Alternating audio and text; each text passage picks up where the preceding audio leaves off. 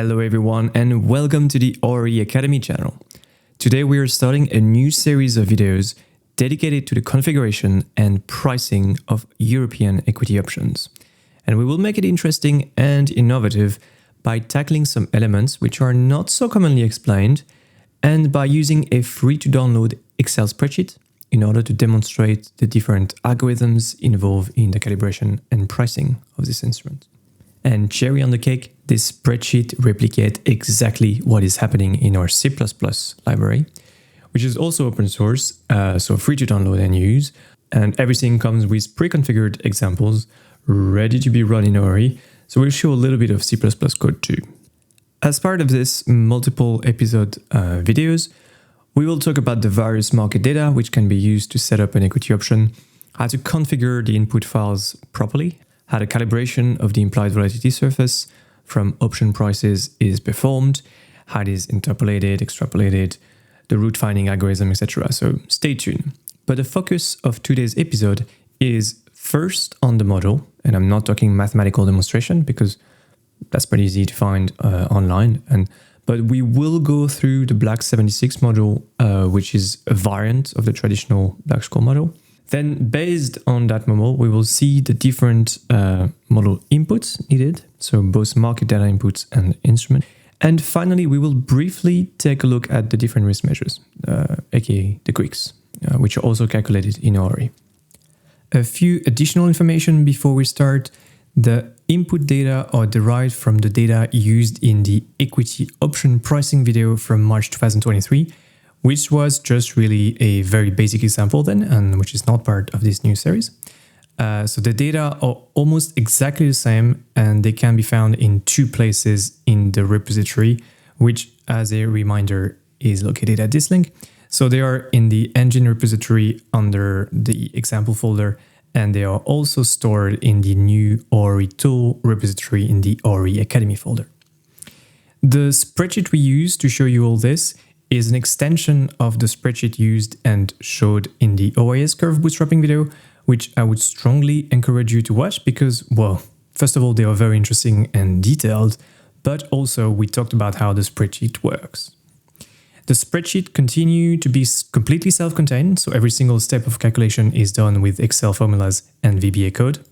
And we also have a pretty substantial representation of the C++ call stack from our ORE repository, which shows almost all functions being called from the moment you trigger your ORE run up to the generation of the result files. It means you can track the parsing of the input files, the bootstrapping of the OIS curve, the calibration of the implied volatility surface, the pricing of the equity option, etc. So check it out.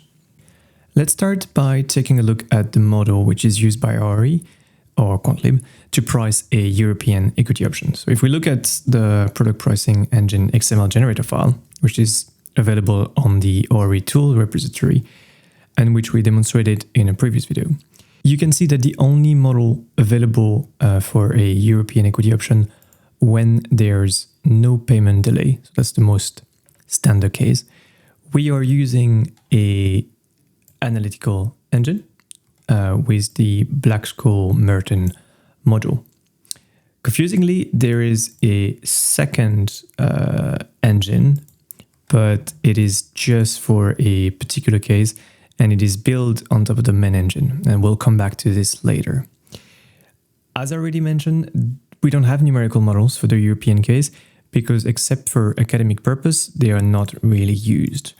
If we were looking at the American equity option, for example, in that particular case, we have a partial numerical engine and we have a fully numerical engine as well, which is the finite differences. So we are using the Black-Scholes Merton model, but which one? Because there are multiple versions of it. The two main ones are the original one, of course, the Black-Scholes model, or Black 73, and the Black model, or Black 76. And this is the one used by ORE and Quantlib. It is just a variation of the first one, and it produces exactly the same result. So why use one over the other, you ask me? Well, before answering that question, I am first going to show you what both of them look like. So first, the payoff. Basically, this is the intrinsic value of the option at the expiry date, upper T. Now, the payoff is obviously different for calls and puts, so let me give you a little reminder about them. A call option gives you the right to buy a stock, which value is S_T at expiry, at a pre-agreed strike price, K. So the buyer receives the difference between S and K only if that difference is superior to 0. If we express it as a graph, it means that with the strike in the middle, the payoff is equal to 0 when the value of the stock price is inferior to the strike, becoming increasingly positive after the strike, which upper value is theoretically infinite. The put option gives you the right to sell a stock at a pre-agreed strike price K. So it's the opposite. At maturity, you receive the difference between K and S only if the difference is superior to 0. Visually speaking, in yellow, it is obviously bounded by an underlying value of 0 because the stock price cannot be negative, and its payoff decreases and becomes 0 after that. So that's Bass close. Now, in the Black 76 model, the spot price is replaced by the forward price in the payoff. And you see that that's the reason why we're using this model. And the forward price represents the future value of the spot price, so with exponential of R forward, minus the cost of carry, which in our case is just the dividend, represented here as a continuous rate Q. And this whole equation can be transformed as this, with the different discount factors represented like that. And we will explain each variable presented here a little bit deeper in chapter 2 of this video. So in the Black-Scholes equations, the value Vt of calls and puts are famously placed with these two equations. Now, this should be familiar with D1 and D2. It's very easy to see what the valuation equations becomes in the Black 76 model, where we just replace the spot price adjusted for dividends by FT and DF forward. And for the D1 function, you just need to do a little bit more arithmetic, but eventually you get this formula. So now that we've presented the models, let's come back to the original question, which was why use Black 76 instead of Black-Scholes? Well, because the Black 76 model, which came, surprise, 3 years after Black 73, thank you, Captain Obvious, is more versatile because it fixes an issue present in the first model, which was happening when we were trying to price options on commodity products, for example. So basically the problem was the following. At least some of the underlyings in the commodity asset class, maybe it's most, maybe it's all of them, I'm not a commodity specialist, but at least some of them have a seasonality element in the way their spot price is moving. For example, agricultural or energy products have a spot price which is obviously different depending on the time of the year. And this seasonality element violates one of the main assumptions, which was the drift and volatility are constant and non-random. Bummer, you said? Well, Fisher Black came up pretty quickly with the idea of using future price as underlying instead of spot price. And with a bit of change of numeraire, bingo, we get a model which works fine and which has no problem with the usual assumptions. And you can see we're not very far from the original model. And we can simplify the valuation equations by replacing the cumulative distribution function, so the n in this equation, by alpha, so for this one, and beta for this one, and this one. So now that we have these pricing equations for call and put options, we can determine the necessary model inputs, both market data inputs, which are changing on a daily basis, and the instrument inputs, which are fixed throughout the life of the options. And here we have 3 explicit market data inputs, and by explicit, I mean the inputs which don't need to be derived from other inputs. So first, we have in blue here the interest rate data, with the first explicit data being the discount factor, which is one data point interpolated from the discounting curve. And the discounting curve can be explicitly given as an input. In ORE, you can just provide the discount factor or the equivalent interest rates directly as input. Although most of the time it is bootstrapped from different type of instruments, like we have seen in the OS bootstrapping video, for example. And when that's the case, it will be considered as an implicit data because it is derived from deposit and OS quotes, for example. So in the spreadsheet, we use the EONIA discount factor, which we get by doing a log interpolation of the Ester discount factor curve, not the interest rate. But from that value, we calculate the interest rate and we add the EONIA the EONIA Ester spread of 85 bips. And then from that value, we calculate the discount factor. And we log interpolate from the IR curve tab, which we have explained in the video about the discount factor. And you have the choice to use either Excel data or C++ data, which are directly extracted from the C++ code. And you can change that in the configuration tab in here, so Excel or C++. The reason why you might not do that is because there are still some slight differences in accuracy between the C++ and Excel. And if you add all those differences, they accumulate, and your NPV in the end can be slightly off after 4 or 5 decimals, but we're still amazingly close. The second explicit data, the equity forward price, which we're already seen, it's a variable specific to the Black 76 model, so we don't have it in the Black School model. And we'll see it in a second, the cases where this value can be derived from other inputs. And we will see how it's calculated in the third video of this series. The third and last explicit input for this model is the implied volatility. And you will see a bit later that there are different types of implied vol, which can be provided directly as inputs as well.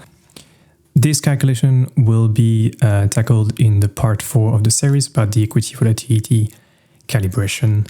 So just to summarize, with these 3 market data inputs, which you can provide explicitly, you can theoretically calculate the price of an equity option with the Black 76 model.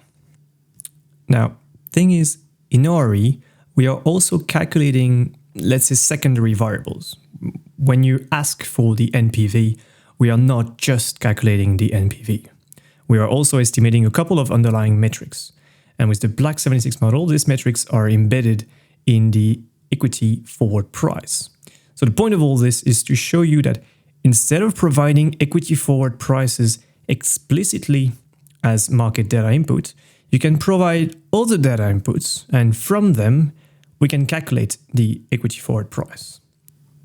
So upon construction, ORE stores internally an equity spot price quote, a forecasting curve, and a dividend yield term structure, which are then used together for the projection of forward prices.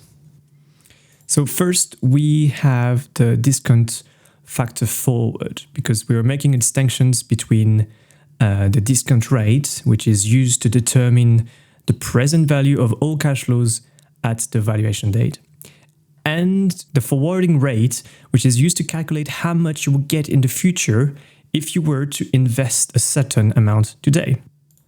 So explicitly, if you were to invest an amount equivalent to ST on a stock which doesn't pay any dividend, so the div is called 1, at a rate called R forward for time t minus t, you will get ST divided by df forward, which is equal to FT.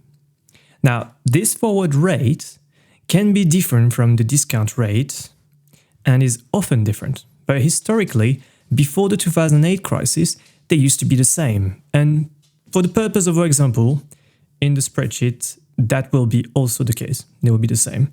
Because otherwise, we would have to bootstrap a second curve, and that would become a little bit too much in terms of calculations. As you can see, we just call the discount factor value directly. And regarding the 2 calculations below, we'll see that in the thread configuration video. Another parameter which is not directly needed by the model, but which is still needed by ORE, And you will see in the video about how to build the equity curve that in ORE, this input is actually mandatory regardless of your configuration. Basically, you cannot imply it from other inputs. This one is the most straightforward, no transformation whatsoever. And the last market data input is the dividend discount factor. And this is how we represented it earlier, but it's not straightforward to understand why it impacts the value of the stock negatively. So let me give you a quick explanation about this. If you were to hold a stock and dividends are paid on the stock, good news, you receive that money. But the share price will usually also drops by the amount of the dividend paid. And that is understandable. I mean, the share price of the company is a reflection of the future growth of that company. And by giving away dividends, whether it's in cash or even as new stocks, which dilutes earning, that money is not used to grow the company anymore. So the stock price goes down. And when you buy an option, you're buying the stock in the future, not now. So dividend affects negatively ST in the Black-Scholes equation. This is why we have R forward minus the dividend rate QT. This will also be seen in the video about the equity forward calculation, so part 3. And on top of the market data inputs, we obviously have instrument data. So first we have the strike, which is the price at which you can buy or sell an option. And then we have the time to maturity, expressed in years. And those came from the instrument parameters, which we will look at in the next video.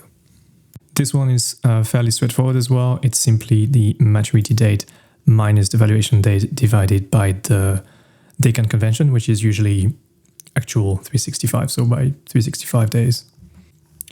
So in terms of theory, that's it. If we look at the actual implementation of the NPV calculation, you'll see that once all the intermediary variables are calculated or calibrated, it's fairly straightforward, and that's partially why these two models are so widely used, despite their flaws, which are also widely known.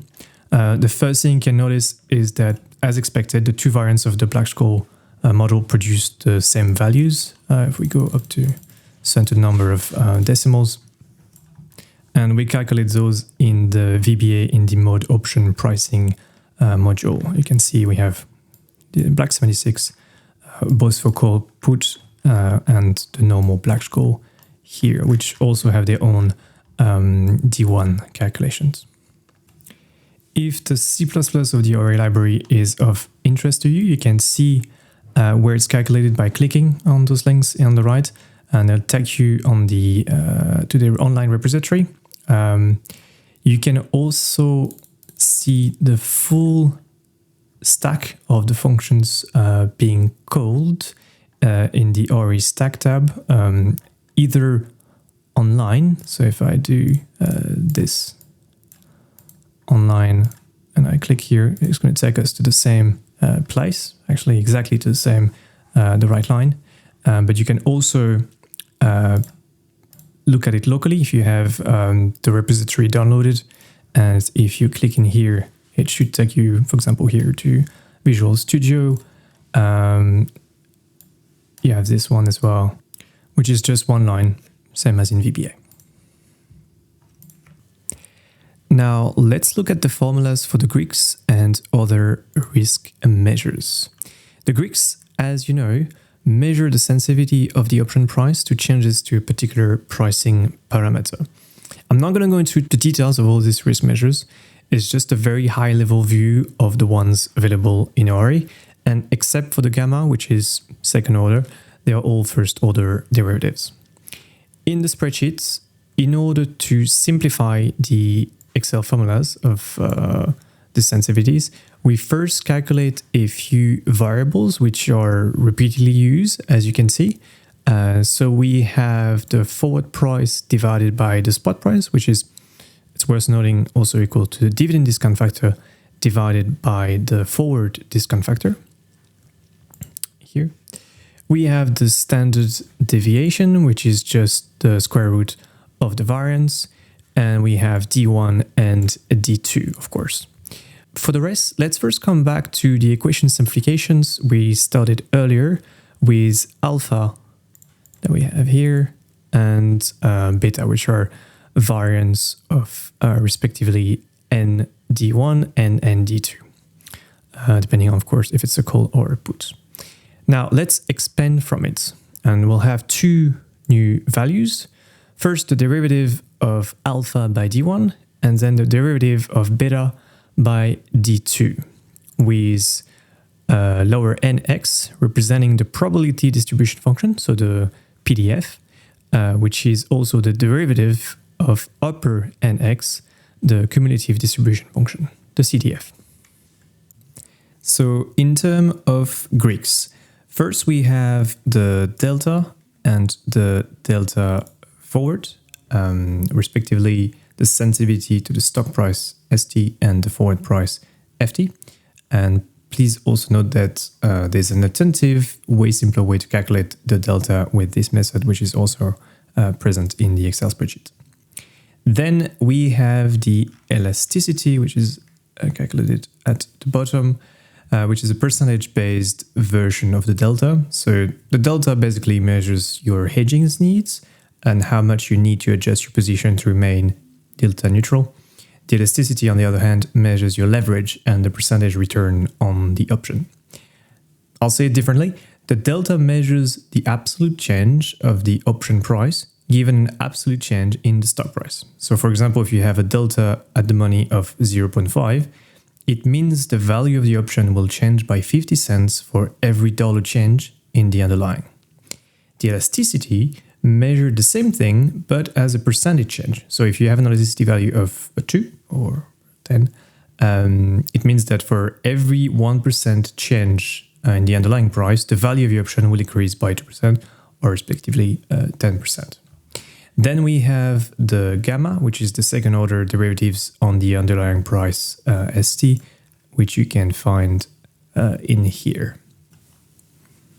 Then we have rho, the sensitivity to the interest rate, and dividend rho, the sensitivity to the dividend rate. We have also the vega and theta, which are here, and they calculate respectively the sensitivity of the implied vol and the time decay, and also the theta per day, which is pretty much self-explanatory. And then finally we have the sensitivity to the strike, and one risk measure, which is pretty useful, the probability that your option ends in the money in the forward measure, which are both represented here and here. And that is it in terms of Greeks and risk measures for European equity options calculated by ORE, at least for now. In the second episode of this series on European equity option, we will look at how to construct such a trade, generally speaking, but also how it is done in ORE in our portfolio XML file. And we will go through not only the usual parameters, but also some of the parameters needed, for example, in the case of Quanto, Compo, when there is a payment lag, etc. So stay tuned and see you soon.